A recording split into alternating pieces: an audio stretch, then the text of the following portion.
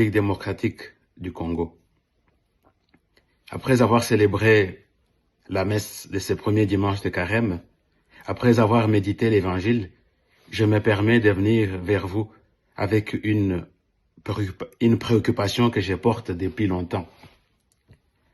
Cher Père, êtes-vous au courant que le peuple de Dieu de la République démocratique du Congo, dont vous êtes les pasteurs, est profondément divisé? Est-ce que vous savez que l'objet de cette division est justement l'attitude, le comportement, les propos de certains d'entre vous, particulièrement de l'abbé Chollet, du cardinal Fridolin Ambongo et de l'archevêque Fulgence Muteba? Je ne suis pas ici en train de chercher à accuser quelqu'un ou à attiser le feu, mais je constate, comme beaucoup d'autres personnes, que la population chrétienne catholique du Congo est divisée et se pose des questions sur la sincérité de ce qu'ils font, de ce qu'ils disent, et plus particulièrement de la démarche qu'ils font actuellement autour du soi-disant pacte social. Ces questionnements ne tombent pas du ciel. L'histoire et l'actualité justifient que les chrétiens se posent des questions.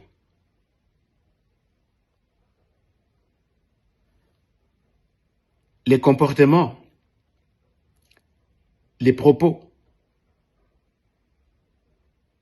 de ces trios, depuis avant les élections 2018 jusqu'à aujourd'hui, posent des questions à beaucoup de gens. Et comme dans l'évangile de ce dimanche, nous avons bien vu le diable qui a détourné les Écritures saintes pour s'en servir afin de séparer le Fils du Père, d'éloigner le Fils de sa mission salvatrice de l'humanité. Il nous semble que cette tentation n'est pas terminée. De toutes les façons, on le sait. Toutes les tentations auxquelles Jésus a été soumis, nous y sommes soumis nous aussi aujourd'hui. Et la question que je me pose et qu'un certain nombre de catholiques se posent aujourd'hui, on n'a pas besoin de faire des sondages particuliers, on le sait, on le sent. Il faut lire, il faut écouter les médias, il faut regarder les émissions de télévision sur YouTube et ailleurs, et vous allez entendre cette question qui revient. Alors la question que je me pose et pour laquelle je me fais porte-parole d'une grande partie de vos oeils, de vos brebis, c'est celle de savoir si cette démarche est une démarche commune de l'Église catholique du Congo. Pourquoi ça? Parce que certains ont l'impression que la Senko a été confisquée par ces trois personnes. Parce que tout le monde voit et entend. Depuis la campagne électorale de 2018, les propos du cardinal Ambongo, menaçants, insultants, incendiaires à l'encontre de l'actuel président, sont multiples. Les propos attribués par l'abbé Chollet à la Senko, à tort ou à raison, sont aussi multiples. Les relations perplexes, les relations complexes, intrigantes de l'archevêque Muteba avec le pouvoir, commençaient depuis déjà Laurent Désiré Kabila, interroge aussi. Et tout cela donne à la population le droit de se poser la question sur ce qu'ils recherchent réellement. Sont-ils vraiment en train de rechercher la paix, le bien de la population, de ces brebis dont vous avez justement la charge?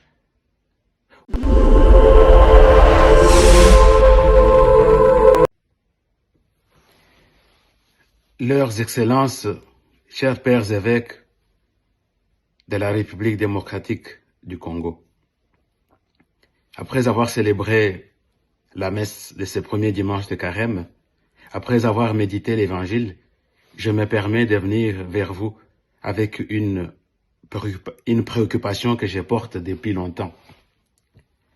Cher Père, êtes-vous au courant que le peuple de Dieu de la République démocratique du Congo, dont vous êtes les pasteurs, est profondément divisé? Est-ce que vous savez que l'objet de cette division est justement l'attitude, le comportement, les propos de certains d'entre vous, particulièrement de l'abbé Chollet, du cardinal Fridolin Ambongo et de l'archevêque Fulgence Muteba?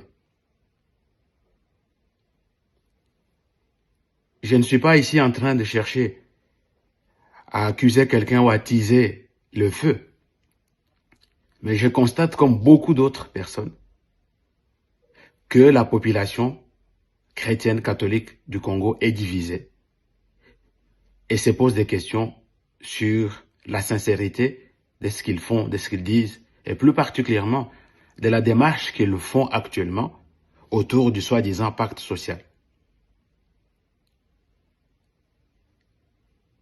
Ces questionnements ne tombent pas du ciel. L'histoire et l'actualité justifient que les chrétiens se posent des questions.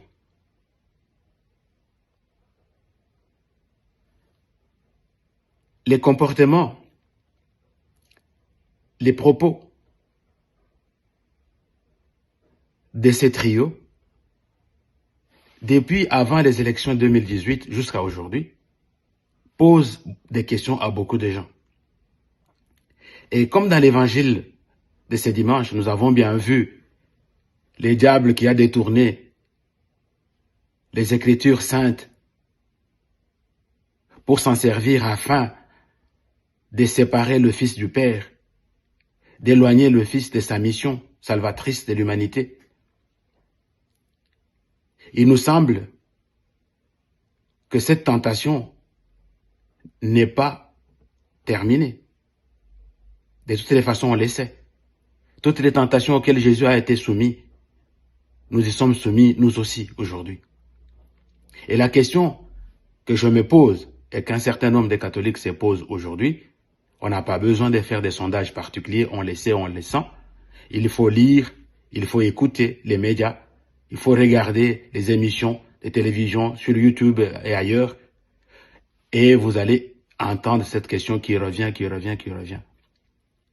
Alors la question que je me pose et pour laquelle je me fais porte-parole d'une grande partie de vos oeils, de vos brebis, c'est celle de savoir si cette démarche est une démarche commune de l'Église catholique du Congo. Pourquoi ça? Parce que certains ont l'impression que la Senko a été confisquée par ces trois personnes. Parce que tout le monde voit et entend. Depuis la campagne électorale de 2018, les propos du cardinal Ambongo, menaçants, insultants, incendiaires à l'encontre de l'actuel président, sont multiples. Les propos attribués par l'abbé Chollet à la Senko, à tort ou à raison, sont aussi multiples. Les relations perplexes, les relations complexes, intrigantes de l'archevêque Muteba avec le pouvoir, commençaient depuis déjà Laurent Désiré Kabila, interroge aussi. Et tout cela donne à la population le droit de se poser la question sur ce qu'ils recherchent réellement.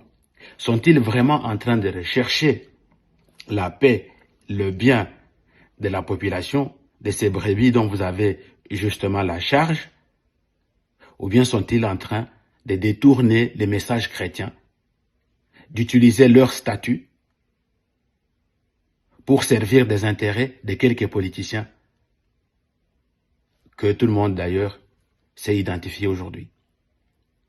Bien cher Père, cette question est importante. Parce que tout le monde a constaté le silence des autres évêques. On sait que la Senko a plusieurs instances, dont l'assemblée plénière à laquelle appartiennent tous les évêques. C'est cette dernière qui doit traiter des questions aussi importantes que la situation délicate et fragile de notre pays aujourd'hui. En laisser la responsabilité à quelques-uns. Ce n'est pas en tuant les gens qu'on trouvera une solution. À ceux de pouvoir, même s'ils ont la guerre à faire tuer des gens, écoutez, c'est le moment de nous mettre ensemble, avec tout le monde autour d'une table, et c'est ensemble qu'on trouvera des mécanismes dont la médiation, c'est quelque chose qui viendrait. C'est la facilitation Eric, maintenant. Soyez sincères, les Congolais vous suivent. Ici à l'étranger, à travers le monde, est-ce que votre initiative là, on va savoir les contenus maintenant. Moi, je pose la question sur le principe. Ok. Est-ce que vous n'êtes pas en train de conditionner tout le monde à jouer le rôle que la Senko a joué après le dialogue de Kodjo? Nous pensons plutôt... Vous devenez incontournable. Au niveau international, on vous a reçu. Ici, le président vous a reçu. Vous avez rencontré les opposants qui ne sont pas venus chez Béran. De retour à Kinshasa, maintenant que les consultations de Béran sont terminées, maintenant que Doha, ça a patiné, c'est le moins qu'on puisse dire, vous allez entamer l'étape de créer le cadre avec Fogna Simbe. Je pense plutôt que ceci devrait se révéler comme la richesse de la RDC. Nous sommes une grande nation. Ne soyez pas philosophique. Nous sommes une grande nation. Nous, on veut des faits. Oui, c'est là que j'en viens. Nous sommes une grande nation. La contribution de chaque entité dans la société, et le cas échéant, dans une situation de crise, devrait plutôt être maximisée pour former les consensus. Parce que même quand on parle de consensus, les consensus ne se trouvent toujours pas autour d'une table. Les consensus, c'est d'abord l'état d'esprit qui nous permettent d'identifier les forces pour savoir les mixer, même dans leurs différences. Nous, nous sommes protestants. Notre devise, c'est l'unité dans la diversité.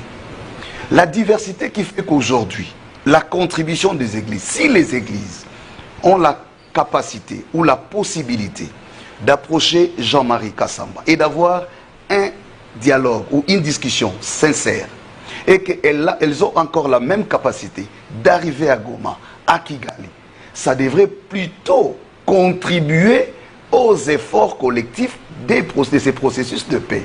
Malheureusement, ce que nous constatons, il y a une compétition déloyale. Comment ça déloyale? C'est-à-dire, les gens, beaucoup n'ont même pas, peut-être vous avez dit on va arriver au fond, beaucoup n'ont même pas eu connaissance du guide.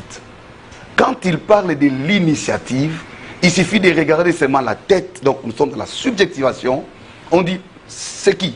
La Senko, l'ECC, Eric Senga, Chole, on diabolise.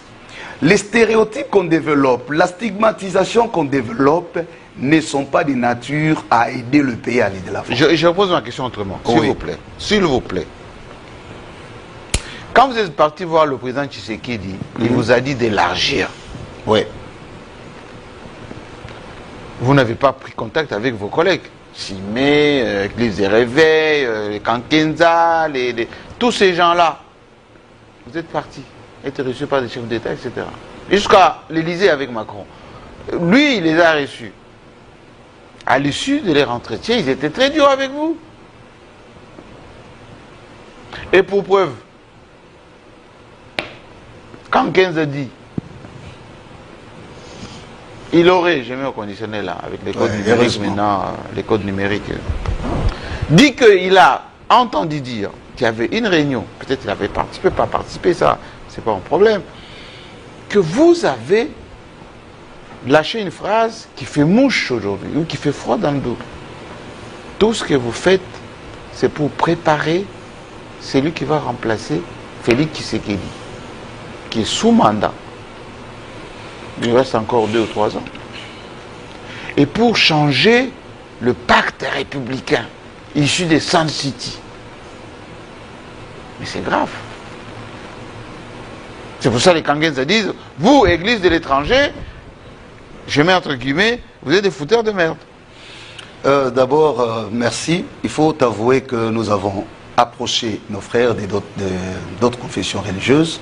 C'est d'ailleurs à l'issue de cette réunion qu'on a eu l'écho de ce que le pasteur Kankenza avait affirmé, ce que nous avons vraiment déploré. Vrai ou faux? Il n'était pas. Vous avez lâché cette phrase-là. Il n'était pas dans cette réunion. Je crois que c'est par élégance et par éthique que nous évitons à notre niveau de venir parler des collègues pasteurs, des responsables, des confessions religieuses sous cette forme. Ça nous gêne.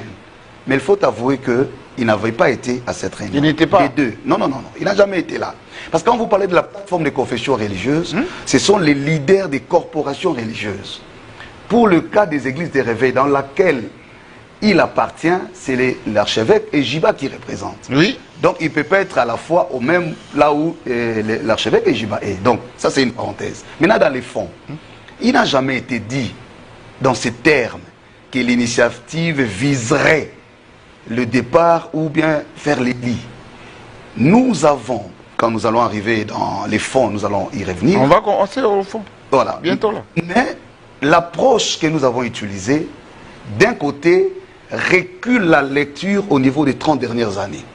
Ah, vous reculez des 30 ans? Oui, pour situer. Et vous avancez de combien d'années? Et nous avançons jusqu'à l'horizon du centenaire de l'indépendance. 2060. C'est ça notre perspective. Vous êtes qui? C'est écrit. Mais c'est ça le Mais sens. vous du êtes pacte. qui? C'est ça le sens. Dépensez. C'est ça le sens Vous êtes du devenu pacte. quoi? Ad vitam aeternam Non, mais la société Mais va Jean-Marie, il y a exister. une question, il y a quelque chose de très essentiel. Vous savez qu'aujourd'hui, si vous lisez cette crise à laquelle nous faisons allusion des 30 dernières années, mais elle implique plusieurs acteurs. La vérité est que l'approche que nous utilisons dans cette méthodologie du pacte, c'est de voir dans quelle mesure nous pouvons affronter les causes profondes de notre pays. C'est pour éviter justement que ce soit une question de frustration d'acteurs ou les agendas des individus. Nous ne sommes pas allés pour régler les forces ou les faiblesses du régime actuel. Nous ne sommes pas allés pour régler... Vous ne profitez pas de la mauvaise gouvernance, des tueries, des non-respects des textes, des élections mal organisées, tout ça. Alors vous surfez dessus Non, mais pour ça dire rentre le dans un- pouvoir a échoué, proposons un autre pacte. Non, non, non, c'est justement ça. C'est pas ça. C'est pas ça, ça n'a jamais été le cas. Nous voulons plutôt reconnaître qu'il y a un système qui a quand même montré ses limites. Le système de gouvernance, vous en parlez. Le système électoral, vous en parlez. Le système de défense et de sécurité collective, vous en parlez. Le système, la question identitaire, par exemple. C'est pas ses limites, c'est échec. Échec? Oui. Oui, ça peut être échec, j'en Quand conviens. vous dites ce que vous avez fait, ça n'a pas fonctionné, proposez un autre pacte. Ce que vous avez dit, ils ont échoué, proposons autre chose. Mais alors, l'avantage, c'est que le pacte, vous l'avez dit, n'est pas un document préécrit par nous.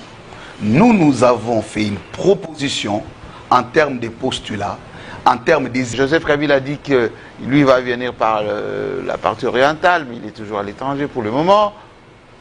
Vous avez fait quelle magie? Qu'est-ce que Tshisekedi va vous donner comme garantie pour que votre consensus... Jean-Marie, vous avez posé une question importante, j'aimerais qu'on Laquelle? y reviendra. Non, non, il a répondu, j'aimerais compléter Oui, par compléter. rapport aux objectifs. Oui. Donc considérez que avant le forum proprement dit, je l'ai dit, il y aura des ateliers de scientifiques. Ah bon? La prochaine étape, peut-être après Pâques, là, ça ne va pas tuer. On va lancer l'appel à l'intelligence congolaise, aux savants congolais, aux scientifiques, aux hommes qui ont des expériences dans le domaine. Donc tout ce monde-là, on ne va pas appeler les catholiques, on ne va pas appeler les protestants, on Les ne va Congolais. pas, on va pas regarder les couleurs politiques. Il y a un profil qui va être donné, une méthodologie qui va... Et ça, c'est une étape très importante. Mais ça se fait où? C'est pour dire que... Ça se fera où? À la Senko, ici à Kinshasa? Non, non, on va lancer l'appel et ils vont d'abord s'identifier. On va voir les meilleurs profils. Ça sera en toute transparence. Et même les autres, ceux qui ne vont pas participer, leurs contributions seront prises en compte. On publiera les annales de tous les scientifiques qui auront contribué. Non, je l'ai dit, c'est pour faire comprendre que ce n'est pas une affaire d'agenda politique. Donc on réfléchit pour la refondation de l'État. Le problème c'est quoi? Mobutu est parti, Mais le moboutisme est resté dans la tête des gens, de beaucoup de personnes jusqu'à aujourd'hui. Donc on peut changer des individus. Non, le problème n'est pas l'individu Tshisekedi. Un autre peut venir, mais le système peut continuer.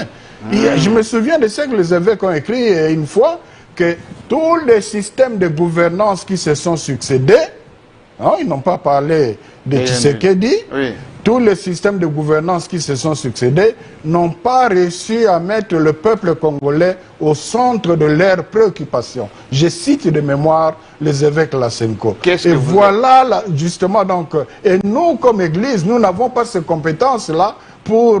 non, on a besoin de cette Église. Comment les opposants qui sont en exil vont arriver ça, c'est une autre question. Alors, pour ça... c'est ça l'avantage. C'est une question fondamentale. Oui, très fondamentale. Il y en a qui sont à Bruxelles en ce moment. Exactement, les Franck Diongo, que nous avons rencontrés. Ah, vous avez vu Franck Diongo? Ah oui, qu'on a rencontré. On a rencontré le président Kabila. Aussi? Ah oui, c'est pour vous dire que... Il vous a dit quoi, le président Kabila? Je réponds d'abord à la première question. C'est pour vous dire que, à ce stade, l'initiative a déjà réalisé quelque chose qui peut être facilement récupéré. Ayant écouté tous ces acteurs qui sont ici, à l'extérieur, qui ont pris les armes et les chefs d'État de la région, nous nous sommes fait une idée assez claire sur les préalables des uns et des autres. Et parmi ces préalables, justement, il y a ceux qui demandent les conditions d'assurance pour entrer au pays. Parce qu'on souhaite... Non, on ne parle pas d'un... Ça, c'est pas de notre compétence. Mais il parle justement des garanties. Garanties de sécurité. Et voilà. Donc, ça peut se discuter. Parce que l'idéal pour nous, c'est que ces assises se passent ici au Congo. Ce serait beaucoup plus louable. Pourquoi tout le temps devons aller en Afrique du Sud? Pourquoi toujours Santiti?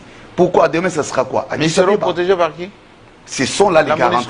Ce sont là les garanties que nous pouvons obtenir entre les partis. Si par exemple le gouvernement qui a l'action de la gouvernance, la sécurité, rassure de manière assez responsable et encadrée par des mécanismes juridiques nationaux ou régionaux, ça peut aider. Et c'est à ce stade que nous travaillons. Je pense que maintenant là, ce qui est prioritaire pour nous, c'est de voir pour aller à l'objectif à court terme, pour ne pas laisser. Parce que dans l'entretemps, il y a ce qui se passe sur le terrain, que nous ne contrôlons pas. Plus nous traînons le pied dans des querelles des familles, dans des agitations. On a financé, on n'a pas financé. Mais nous ne maîtrisons pas la donne du terrain. C'est quoi le contenu de votre pacte? Alors, en grande ligne, donnez-moi les contenus. Pour que les gens sachent une bonne fois pour tous. Exact. C'est quoi ce pacte? C'est quoi? Le pacte en soi a deux approches. La première, c'est l'étape scientifique, comme a dit mon collègue. Il s'agira de réunir le scientifique pour réfléchir sur des thématiques en rapport avec les causes profondes. Ces causes, nous les avons identifiées comment? Il y a d'abord ce que nous-mêmes nous avions identifié, mais il y a d'autres éléments de contributions reçus par les différents acteurs ou groupes qui ont donné. Nous faisons la synthèse de ces éléments. Donc la première étape pour garder la neutralité et l'objectivité et éviter surtout que les dialogues soient sur fond des frustrations des acteurs politiques ou des belligérants ou alors sur les agendas individuels, nous partons de cette approche de réflexion. Les conclusions qui découleront de ces ateliers de réflexion feront l'objet des discussions politiques. C'est pour dire, en fait, le pacte sera l'ensemble des options politiques levées, définissant le politique public dans les matières qui régissent les causes profondes du pays. Si aujourd'hui, parce qu'il y a un débat autour de cette histoire de mixage, brassage, et qui constitue presque les verrous empêchant les négociations. Mais nous pensons, si nous définissons la politique de défense et de sécurité collective de manière rationnelle et dans un horizon raisonnable, ces questions seront prises en charge de manière très facile. N'oublions pas, aujourd'hui, il y a une autre donne qui s'ajoute. Ce sont nos patriotes, nos compatriotes que nous appelons Ouazalendo, qui font du bon travail, qui font ce qu'ils font. Vous félicitez les Ouazalendo quand même? Non, mais attendez, pourquoi je l'ai dit? Quand même. Parce que on reconnaît leur patriotisme. Ok? Je ne peux pas nier leur patriotisme. Peu importe la manière de faire, l'important ici, c'est cet engagement patriotique. Mais je dis, le plus important, c'est l'essor après tout cela. Quand tout ceci finira, signe de reconnaissance qui a compensé les dépenses que nous avons fait à l'interne. Donc c'est pour dire que quand... financer votre dialogue là. Pardon? Là, ça va se savoir. Ça va se savoir, mais il faut dire que beaucoup de choses que nous avons faites, on a fait aussi avec, on les a faites avec le soutien des partenaires. Donc on sera ouvert à tout le monde. Pourquoi pas vous, Jean-Marie? Vous voyez comment il vient de m'embarquer dans la... Ne m'embarquez pas. C'est notre pays. Ne m'embarquez pas dans votre Congolais donnerait ne Moi, j'ai 500 francs. J'ai déjà beaucoup de journalistes à gérer. Et d'ailleurs, le chest, avec le chest, vous pouvez faire appel à ce collège de vos études. Oui, surtout sur la question de défense. Ça, c'est une matière. Merci de le rappeler. Donc, nous tenons beaucoup. Un grand travail là-bas. Peut-être une parenthèse pour ça. C'est un peu l'épicentre des revendications de pays de la région. Et si nous définissons une très bonne politique de défense et de sécurité collective, ça sera une très bonne contribution à la paix durable dans la région. Eric Senga, donnez des garanties aujourd'hui aux Congolais qui nous suivent que votre démarche ne consacre pas la balkanisation. Vous êtes allé à l'Est, on vous a accueilli, Kagame vous a accueilli, Museveni, tout le monde vous a accueilli là-bas, Macron y compris. Est-ce que vous n'accompagnez pas la balkanisation? Notre démarche lutte plutôt contre la balkanisation.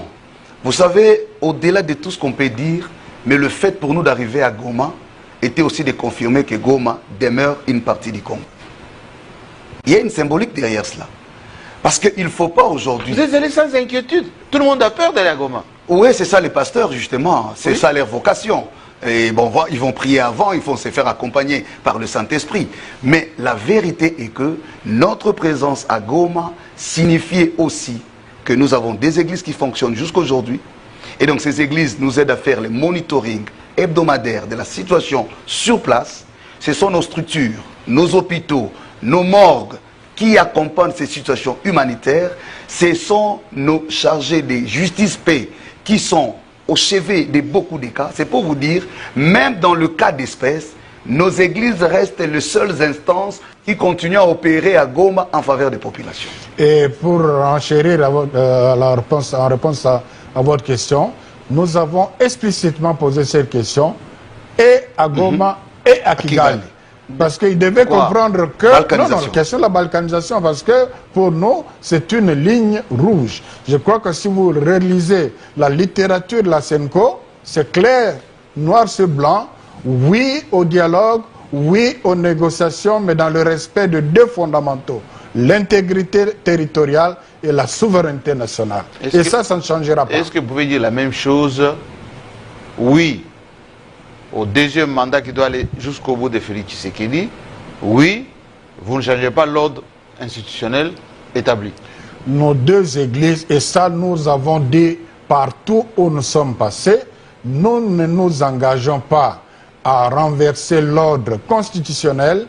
Nous sommes les champions de la défense du respect de la Constitution, ça c'est clair. Et puis si le consensus, entre autres le consensus qui sera trouvé, ce sera la révision de l'un ou l'autre élément. Souvenez-vous quand on avait lancé le débat de révision des changements de constitution, nous avons dit que les principes en soi, je vous dis... Vous étiez contre, hein, je vous ai reçu ici la fois passée. Exactement. Vous étiez contre. Hein. Réécoutez ce que j'ai dit, que nous ne sommes pas contre le principe de la révision ou du changement de la Constitution, mais l'opportunité et aussi la délicatesse du moment, ce moment particulier, la sécurité. Bien-aimé dans le Seigneur Shalom, c'est bien moi votre frère, le pasteur Israël Nash, représentant légal et Ophelina. Jésus est mon papa. Jésus est mon papa à Kinshasa, déjà Bosunga Kaboyebi, Tozana Kache Kauka, Tokangamina Université Kimbangiste, c'est Prince Bongo. Ça fait déjà une année, Toza Sosuna Ophelina, Jésus est mon papa na Goma, Kolo Pesaki initiative, Topana na Goma. Ça fait déjà une année, Tozana Ophelina, Jésus est mon papa na Goma. Toza plus ou moins na 58 enfants, Nenge Bozomona na Bilili. Et Bazobenga Biso les sous Baba Kisabana. Tozo ebate toa juste na ndaku ya 5 chambres tozo ebate ba ovanda wapi ba kolala ndenge nini tala bana kutu bazo vanda la mabele. Il y a vraiment beaucoup de difficultés na Goma précisément na est bisika bitumbizali par rapport à la situation ya mboka par rapport à certaines réalités aux passées na mboka nde nazosenga bandeko nyonso ba vrai patriote nyonso tosunga bana oyo bazokufela baparent na moment ya guerre ezanga ndeko na yo pasteur Israël Nage naza juste simple individu oyo nzambe apesi mosala ya kobokola bana et soki ngai un simple individu nazwi capacité ya kosunga bana oyo combien plus fort l'état nde nasengi na bato nyonso ya motema malamu bato nyonso balingi basunga baofele ya Jésus mon papa Goma contacter biso na numéro bozomona numéro na biso za plus 243 89 72 32 229 tozela lisungi ya bato nyonso pona bana o baza na Goma précisément pe ba o baza na Kinshasa. Je suis un vrai patriote, tu es un vrai patriote. Tout ça la mboka na biso ata pona kosonga pe kobokola ba ofele na kombo na Yesu na pesi bino botepe. Ciao, merci. Jésus est mon papa, mon papa, mon papa.